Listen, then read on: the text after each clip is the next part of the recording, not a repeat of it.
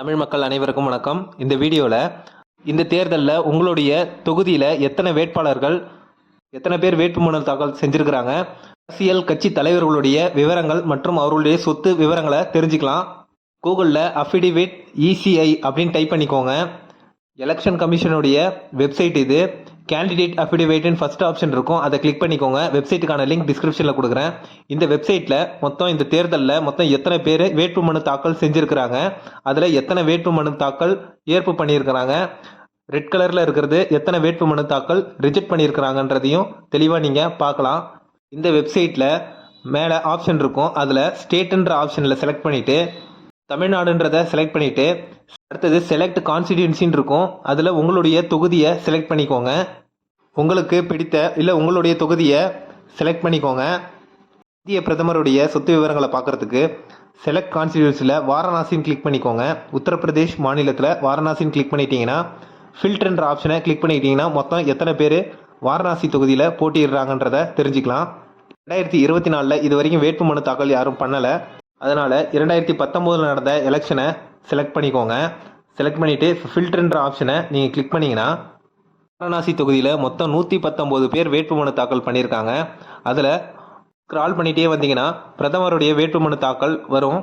அந்த பெயருக்காக நீங்கள் 1 by 1 நெக்ஸ்ட்ன்ற ஆப்ஷனை கிளிக் பண்ணி தேடிக்கிட்டே வந்துட்டு இருந்தீங்கன்னா பிரதமருடைய அஃபிடவிட்டை நீங்கள் விவரங்களை பார்க்குறதுக்கு ரைட் சைடில் வியூ மோர்னு ஒரு ஆப்ஷன் இருக்கும், அதை கிளிக் பண்ணிங்கன்னா அஃபிடவிட் டவுன்லோடுன்னு இருக்கும். அந்த ஆப்ஷனை டவுன்லோட் பண்ணி நீங்கள் ஓப்பன் பண்ணி பார்த்தீங்கன்னா அவருடைய தனிப்பட்ட விவரங்கள் மற்றும் அவருடைய சொத்து விவரங்கள் எல்லாத்தையுமே இந்த பத்திரத்தில் நீங்கள் தெளிவாக பார்த்து தெரிஞ்சுக்கலாம்.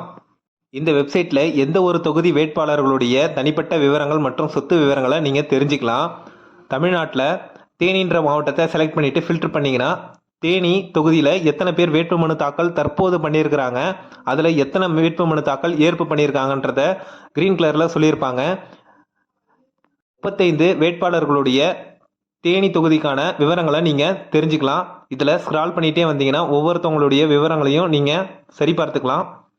ஒரு பக்கத்தில் 10 பேருடைய டீட்டெயில்ஸ் தான் இருக்கும். நெக்ஸ்ட்ன்ற ஆப்ஷனை கிளிக் பண்ணிங்கன்னா அடுத்த பேஜில் அடுத்த 10 விவரங்களை நீங்கள் பார்த்துக்கலாம். டிடிவி தினகரன் அமமுக கட்சி வேட்பாளர் அவருடைய சொத்து விவரங்களை தெரிஞ்சுக்கிறதுக்கு ரைட் சைடில் ரீட் மோர்ன்ற ஒரு ஆப்ஷன் இருக்கும், அதை கிளிக் பண்ணிங்கன்னா அஃபிடவிட்னு இருக்கும்.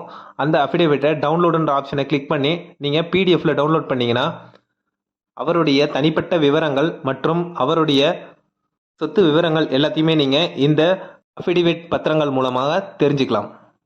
இந்த வெப்சைட்டில் இந்தியாவில் உள்ள அனைத்து வேட்பாளர்கள் அவர்களுடைய விவரங்கள் மற்றும் சொத்து விவரங்கள் எல்லாத்தையுமே நீங்கள் தெரிஞ்சுக்கலாம். இந்த வீடியோ பிடிச்சிருந்தா லைக் பண்ணுங்கள், கமெண்ட் பண்ணுங்கள், மறக்காமல் வேட்டு தமிழ் சேனலுக்கு சப்ஸ்கிரைப் பண்ணுங்கள். தேங்க்ஸ் ஃபார் வாட்சிங்.